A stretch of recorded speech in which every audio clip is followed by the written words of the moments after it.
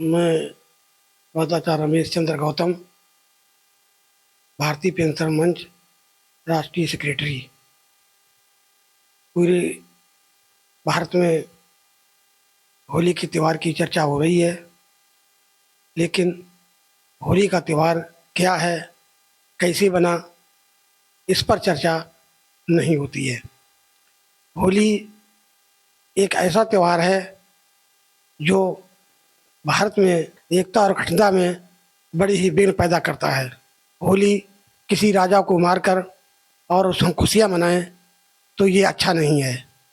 उसी प्रकार से किसी की बहन बिटिया को यदि हम जला करके खुशी मनाएं, ये सही नहीं है। मेरा मतलब है कि हम इस देश में जब से आए हैं, इस देश में हमने होली के त्यौहार को देखते हुए ये अनुमान लगाया है, जितनी बहुएं बेटियां होती हैं ससुराल में जाने के बाद उनको जलाया जाता है, मारा जाता है, विषपान क्यार कराया जाता है। ये सब होली के त्यौहार से ही निकलते हैं। मैं चाहता हूँ कि होली के त्यौहार पर किसी भी प्रकार की किसी के साथ कोई घटना ना हो तो ये त्यौहार सही है, अन्यथा ये त्यौहार हम मनाने के पक्ष में नहीं है। मैं यही चाहता हूँ कि ये त्यौहार सभी लोग अपने एकता और अखंडता को कायम रखने के लिए मनाएं। भारत में यही कहा गया है, जबकि भारत का संविधान ये कहता है अगर किसी का मर्डर कर देते हैं तो धारा 302 लगा दी जाती है। तो ये कैसा त्यौहार? मैं कहता हूँ ये त्यौहार ही बनाना बिल्कुल बंद कर दिया जाए तो मैं चाहता हूँ कि ये देश में वास्तव में एकता और अखंडता कायम रहेगी।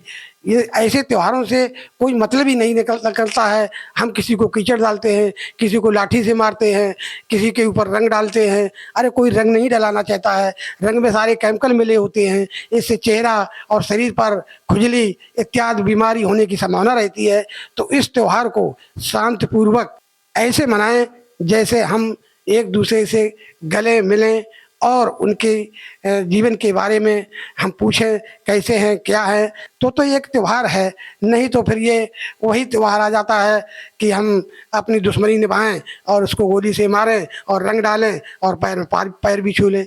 ये ऐसे त्योहारों को हम कोई महत्व नहीं देते हैं।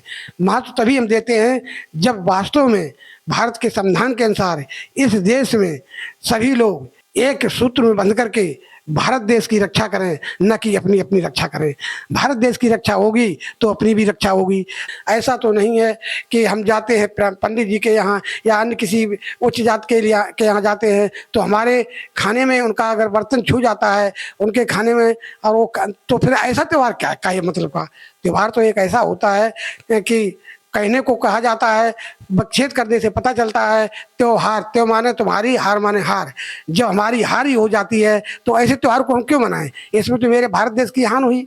रहने का हिरण्यकश्यप था, हिरण्यकश्यप एक राजा था, उसकी एक बहन थी होलिका, उसको जला करके तुम त्यौहार मना रहे हो। तो मैं तो यही कहता हूँ, तो इस संविधान के अनुसार तुम एक अपराध कर रहे हो और अपराधी को इसकी सजा मिलनी चाहिए। कायदा तो ये कहता है, लेकिन इस देश की क्या चलाएं?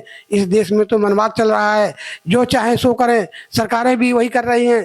सरकारों का मत ऐसा है कि वो मंदिर में जाते हैं और पूजा पाठ करते हैं और दुनिया का ढिंढोरा पीटते हैं कि उनने ऐसा कर दिया। ऐसा कभी नहीं होता है। जो कर्म करेगा उसे फल मिलेगा, कर्म नहीं करेगा वो निष्फल रहेगा। इसलिए इस संसार में आकर के सभी लोग कर्म की पूजा करें। कर्म ही धर्म है, कर्म ही सब कुछ है।